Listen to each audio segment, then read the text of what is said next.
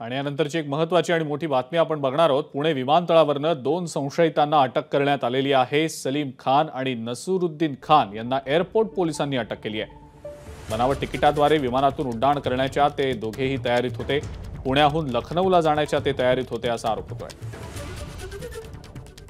सलीम खान आणि नसरुद्दीन खान अशी या दोघांची नावं आहेत। बनावट तिकिटाद्वारे विमानातून ते उड्डाण करण्याच्या तयारीत होते अशी माहिती समोर येते।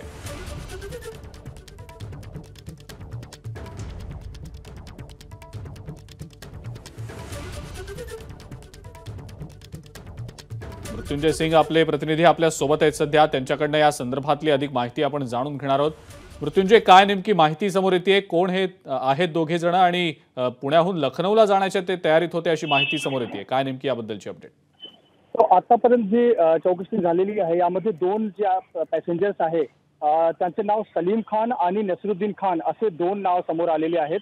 त्यांच्या सध्या चौकशी सुरू आहे। सीआयएसएफ आणि पुणे पोलीस हे चौकशी करतायत। हे जे 2 आहे यात्री हे पुणेहून लखनौ जात होते आणि त्याने इंडिगो एअरलाइन्सचा एक फर्जी तिकीट तयार केला होता आणि ते इंडिगो एअरलाइन मध्ये जाण्यासाठी प्रयत्न करत होते। तेव्हा सीआयएसएफने या दोघांना पकडला आणि जेव्हा तिकीट व्हेरीफाय केलं तर असं समोर आला की हा जो तिकीट आहे तो फर्जी तिकीट आहे। तर यामध्ये नेमकी फर्जी तिकीट घेऊन हे दोघे कुठे चालले होते, याचं कारण काय आहे, याचं लिंक काय आहे, याचा बॅकग्राऊंड काय आहे, याची सध्या चौकशी सुरू आहे। सध्या पुणे पोलीस याची ताब्यात घेऊन चौकशी करतायत, त्याचं जे बॅकग्राऊंड आहे ते व्हेरीफाय करतायत।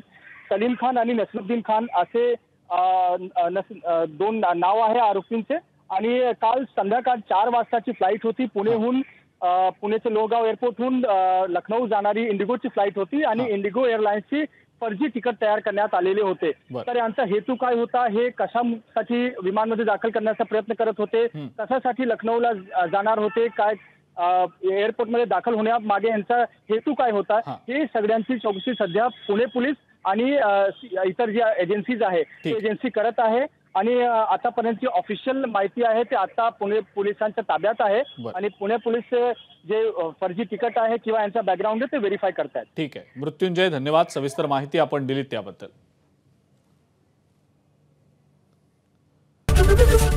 एबीपी माझा, उघडा डोळे बघा नीट।